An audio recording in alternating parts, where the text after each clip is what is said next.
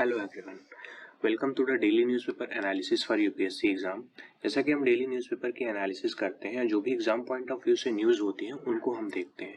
ये सभी के लिए बेनिफिशियल होता है, वो चाहे कोई यूपीएससी के लिए प्रिपरेशन कर रहा हो, प्री एमेंस या फिर कोई स्टेट पीसीएस की प्रिपरेशन कर रहा हो, एनडीए की प्रिपरेशन कर रहा हो, सीडीएस की प्रिपरेशन कर रहा हो, सीएपीएफ के लिए प्रिपरेशन कर रहा हो, वो चाहे कोई एसएससी के लिए भी प्रिपरेशन कर रहा हो, उसके लिए भी ये वीडियो बेनिफिशियल होता है। मैं यहाँ डेली न्यूज़पेपर की एनालिसिस कराता हूँ जो करंट अफेयर से भी इम्पोर्टेंट होता है। ठीक है, तो हम डेली करते हैं। मेरा नाम है लोकेश चौधरी। आज है 29 जनवरी, तो आज है संडे। आज कुछ ज्यादा न्यूज नहीं थी, पर हाँ मैंने अच्छी न्यूज कवर की है।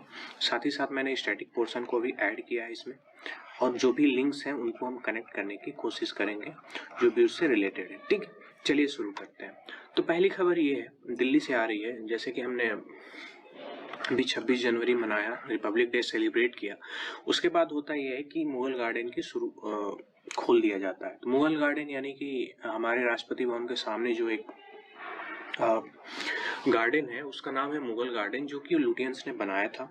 जब राष्ट्रपति भवन के जो बनाया गया था उस टाइम पे गार्डन बनाया गया था, उसका नाम मुगल गार्डन रखा गया था। तब इसका नाम चेंज करके क्या रख दिया गया है, अमृत उद्यान।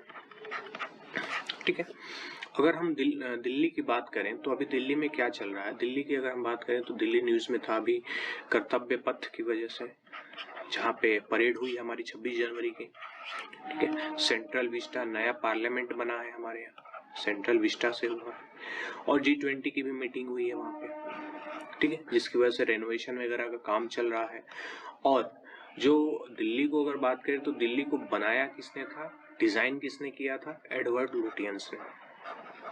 एडवर्ड लुटियंस ने, जिसे लुटियंस सिटी भी कहा जाता है एक तरह से। तो ये स्प्रिंग में खोला जाता है, गार्डन स्प्रिंग में खोला जाता है। इसमें मोर देन 120 स्पीसीज ऑफ रोज है, जैसा कि आप देख सकते हैं। 2500 भी ज्यादा वेराइटीज के क्या है यहाँ पे, डहेलिया पौधे हैं। ये जो फ्लावर दिख रहा है इसको हम ये डहेलिया बोला जाता है। तो डहेलिया है, काफी अच्छा स्प्रिंग में खिलता है। तो ये बातें हैं कि तो याद रखने वाली बात यह है कि मुगल गार्डन का नाम क्या हो गया है, अमृत उद्यान हो गया है। ठीक है, खैर अगली खबर पे चलते हैं। अगली खबर है काफी अच्छी नहीं है, दुखद खबर है, क्योंकि मिड एयर में प्लेन क्रैश कर गया है और 2 फाइटर प्लेन क्रैश हुए हैं। एक क्रैश हुआ है मिराज और एक हुआ है सुखोई। ठीक, सुखोई 30 और ये मिराज 2000। तो ये दोनों मध्य प्रदेश में हुआ है, एक एमपी में हुआ है और एक हुआ है एमपी के मुरैना डिस्ट्रिक्ट में, और एक हुआ है राजस्थान के भरतपुर में। ठीक है, भरतपुर में। जैसे कि हमने एमपी के बारे में कल पढ़ा, एमपी में कितने नेशनल पार्क हैं, पेन है, पन्ना है, पेंच है, तो ये हमने देखा। ठीक है, तो ये खबर थी। खैर चलते हैं अगली खबर पे। अगली खबर काफी इंपॉर्टेंट है और इकोलॉजी के इन्वायरमेंट के हिसाब से काफी इंपॉर्टेंट इसलिए है क्योंकि हम क्या करने जा रहे हैं, अपनी लाइफ खुद खतरे में डाल रहे हैं। ठीक है, हम जो भी लेक है या फिर जो वाटर बॉडीज है, मैंने बताया था कि वाटर बॉडीज को हम क्या कर रहे हैं कि वो कहीं ना कहीं नुकसान पहुंचा रहे हैं वाटर बॉडीज को हम, और अपने लिए खतरा पैदा कर रहे हैं। और ये खतरे की घंटी आ गई है जब हमने देख लिया कि केरला में पहला रेफ्यूजी, क्लाइमेट रेफ्यूजी बनने को तैयार है, पहला ऐसा स्टेट। तो क्लाइमेट रेफ्यूजी के बारे में हम जानेंगे, एक्चुअली क्लाइमेट रेफ्यूजी क्या होते हैं और ये प्रॉब्लम हुई क्या है। तो अभी हम देखेंगे यहाँ पे। अब जैसा कि देख सकते हैं कि मैंने मैप लाया, ठीक है, मैप लाया, तो केरला में, ये केरला स्टेट है, ये केरला स्टेट है। तो यहाँ पे एक आइलैंड है, एक आइलैंड ग्रुप ऑफ आइलैंड्स है। ये है मोनोरोटुरु। ठीक है, मोनोरोटुरु ये आइलैंड है। ये कहाँ है, ये अष्टमुडई लेक, अष्टमुडई लेक, ये मैंने कल बताया था। अष्टमुडई लेक ये एक रामसर साइट में है, रामसर साइट है ये। और इसके साथ साथ अष्टमुडई लेक के साथ साथ एक है सष्टम कोटा जो कि केरला में है, ये भी रामसर साइट है। और है वेम्भनाद। ठीक, तो ये तीनों लेक क्या है, ये तीनों लेक है रामसर साइट्स। और इस अष्टमुडई लेक में एक ग्रुप ऑफ आइलैंड्स है, मुनुरो आइलैंड्स। तो इस मुनुरो आइलैंड्स में क्या करते हैं, लोग रहते हैं, पीपल रहते हैं यहाँ पे, और ये एक अच्छा खासा गांव है, चलता आ रहा है। पर हम लेक को, जैसे ये रामसर साइट है तो आप इसकी इंपॉर्टेंस समझ सकते हैं कि ये एक वल्नरेबल सिचुएशन में है, इस पे थ्रेटनिंग है। और इसमें जो भी वाटर है वो प्रॉब्लम में है, तो इसको प्रिजर्व करने की बात है, इसीलिए इसको रामसर साइट में ऐड किया गया है। तो इस ग्रुप ऑफ आइलैंड पे लोग रहते हैं, पर इसमें एंथ्रोपोजेनिक नुकसान के कारण, मतलब ह्यूमन के द्वारा नुकसान पहुंचाए जाने के कारण ये क्या हो रहा है कि अब डूब रहा है। ठीक है, तो जब ये डूब रहा है तो इसके लिए रिसर्चर ने कहा है कि हम बताते हैं कि आपको कैसे कैसे इससे उभरना है, कि आप इससे बचा जा सकता है। तो रिसर्चर्स ने ये बात कही है, तो वो इम्पोर्टेंट नहीं है। इम्पोर्टेंट ये है कि हम जो क्लाइमेट रेफ्यूजी बना रहे हैं, क्लाइमेट रेफ्यूजी एक तरह से तैयार कर रहे हैं।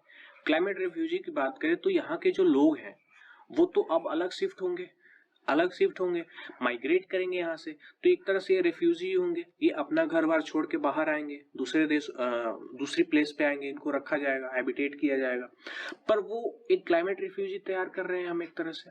तो केरला ऐसा फर्स्ट स्टेट है जो क्लाइमेट रेफ्यूजी तैयार कर रहा है। ठीक है, फिलहाल अगर हम क्लाइमेट रेफ्यूजी की बात कर रहे हैं तो क्लाइमेट रेफ्यूजी अभी तैयार कर रहा था इंडोनेशिया की जो कैपिटल है जकार्ता। तो जकार्ता भी एक साइंटिस्ट के द्वारा या फिर रिसर्च के द्वारा कहा गया है कि जकार्ता 2030 तक डूब जाएगा, राइट, 2030 तक या 2040 तक ये डूब जाएगा, जिसकी वजह से इंडोनेशिया की जो कैपिटल है वो अब शिफ्ट कर रहा है कहाँ, नुसंतरा पे।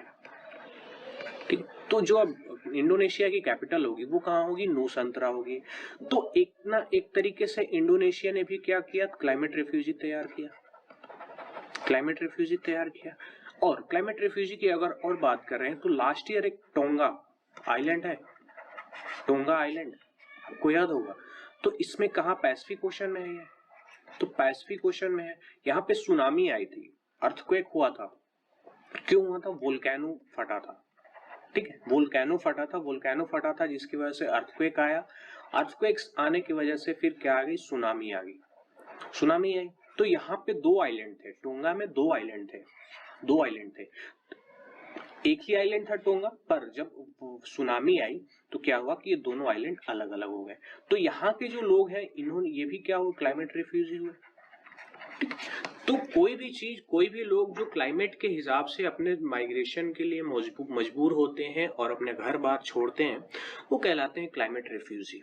ठीक है, पर हाँ, इसमें रोहिंग्या नहीं आएंगे। रोहिंग्या, और मैंने अभी कल हमने पढ़ा था कुकी चिन ट्राइब जो चित्तागोंग हिल्स में रहती है बांग्लादेश में, वो भी एक रेफ्यूजी है जो कहाँ रह रहे हैं, म्यांमार में मेघालय में रह रहे हैं। तो वो रेफ्यूजी हैं। वो कौन से रेफ्यूजी है, वो बॉर्डर एरिया से रेफ्यूजी है, माइनॉरिटीज से रेफ्यूजी हैं, पॉलिटिकल क्राइसिस से परेशान होते हैं तब रेफ्यूजी बने हैं, पर वो क्लाइमेट रेफ्यूजी नहीं है। ठीक, तो क्लाइमेट रेफ्यूजी ये होते हैं। और हाँ, ये प्रॉब्लम यहाँ पे क्रिएट हो रही है। मुनरो आइलैंड कहाँ पे है, मुनरो ग्रुप ऑफ आइलैंड ये है केरला में, और ये लेक में है। ऐसा नहीं है कि ये कोई रिवर में है या फिर सी में है। ठीक है, सी में भी नहीं है, समुद्र में भी नहीं है, ये कहाँ है, लेक में है। और वो कौन सा लेक है, अष्टमुडी लेक की बात करें तो अष्टमुडी लेक एक रामसर साइट है। इसके साथ साथ 2 शष्टमकोटा है और एक वेम्बनाद लेक है जो भी अष्टमुडी के साथ साथ रामसर साइट में इंक्लूडेड है। ठीक है, खैर चलते हैं अगली खबर पे।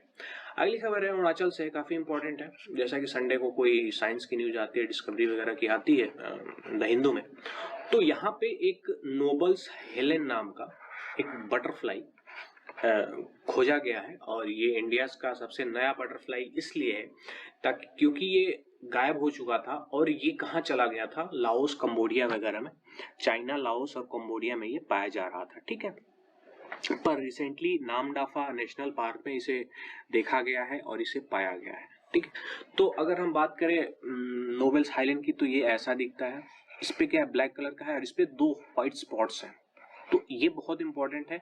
और एक और बटरफ्लाई है जिसपे कोई दोनों व्हाइट स्पॉट नहीं है, तो the new swallow tail butterfly is characterized by a large dorsal white spot.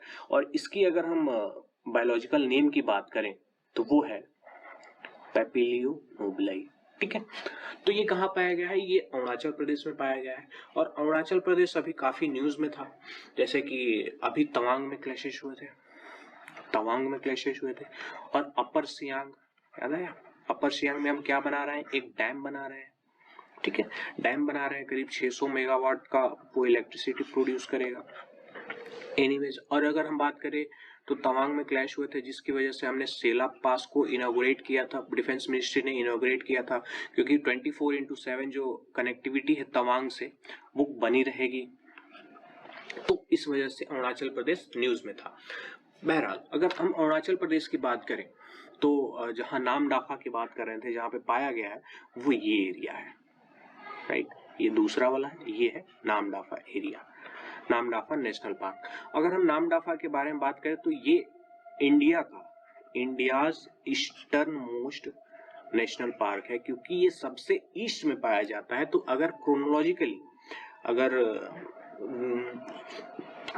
ऐसे लोकेशन वाइज अगर पूछा जाए, अगर मैप में दिया जाए, तो सबसे पहले किसका नाम होगा? नामदाफा का, ठीक है, नामदाफा का। और इसमें इस अरुणाचल प्रदेश में कई सारे ऐसे नेशनल पार्क है जो काफी इंपॉर्टेंट है। तो वो है, एक है मौलिंग, ये वाला एरिया मौलिंग है, और ये दिबांग वैली है, तो ये दिबांग वाइल्ड लाइफ सेंचुरी है, ठीक है।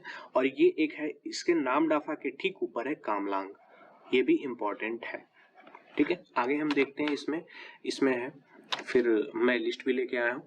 तो नेशनल पार्क अरुणाचल प्रदेश में नेशनल पार्क जो है उनकी हम बात करेंगे, कितने हैं देखते हैं। तो एक है ताले वाइल्ड लाइफ सेंचुरी, ये उतना इंपॉर्टेंट नहीं है। दिहांग बायोस्फीयर रिजर्व बहुत इंपॉर्टेंट है, और फिर east nest wild life sanctuary, ये इतना इंपॉर्टेंट नहीं है। नामदाफा बहुत इंपॉर्टेंट है, मौलिंग बहुत इंपॉर्टेंट है, और ये सेसा ऑर्किड, ये ऑर्किड यानी कि ये फ्लावर्स यहाँ पे बहुत पाए जाते हैं, ठीक है, फ्लावर्स बहुत पाए जाते हैं। पक्के वाइल्ड लाइफ सेंचुरी, ये one of the most important है, पक्के वाइल्ड लाइफ सेंचुरी, क्योंकि एग्जाम्स में पूछता है। फिर Dibang wild life sanctuary, Kamlang और ईटानगर वाइल्ड लाइफ सेंचुरी।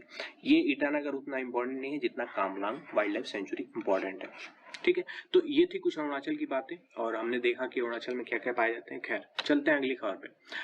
अगली खबर है कि 90 fossil nest belonging to India's largest dinosaur uncovered.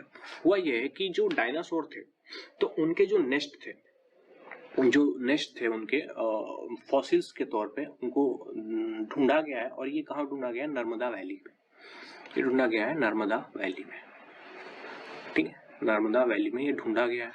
तो ये इस वजह से ढूंढा गया है, ये इस वजह से न्यूज में आया है, क्योंकि डायनासोर जो है वो टाइटेनोसोर्स जो इंडिया के टाइप ऑफ के डायनासोर्स थे, उनका नाम था टाइटेनोसोर्स। तो वो ग्रुप में रहते थे, ठीक है। इसमें से इनकी लोकेशन के बारे में भी पता चला है, और कैसे ये अंडा देते थे। ये क्रेटेशियस पीरियड में थे और काफी पुराने थे, 145 to 166 बिलियन ईयर ओल्ड थे, तब पाए जाते थे। तो इनके बारे में कुछ पाया गया है कि ये जो अंडे देते थे ये ग्रुप में देते थे, ठीक है। तो ये जब एक पिट में देते थे, गड्ढे में, और ये सब अंडे यहाँ पे देते थे। उसके बाद जो इन पे जगह नहीं रहती थी बीच में, तो ये एडल्ट जो भी डायनासोर्स थे, टाइटेनोसोर्स, वो यहाँ पे नहीं आ पाते थे। बहरहाल, इस पे लैब वगैरह टेस्ट के लिए भेजा गया है कि इनमें जो एक्सेल्स पाए गए हैं वो कहाँ पाए गए हैं, कैसे हैं, कितने पुराने हैं। तो ये थी बात। खैर, आज के लिए इतना ही। आज ये खबरें कम थी तो मैंने कम ऐसे कोशिश की है बताने की, पर हाँ, आपको अच्छा लगा है तो लाइक करिए, शेयर करिए, नए हैं तो सब्सक्राइब करिए, और मिलते हैं कल। तब तक के लिए बाय बाय।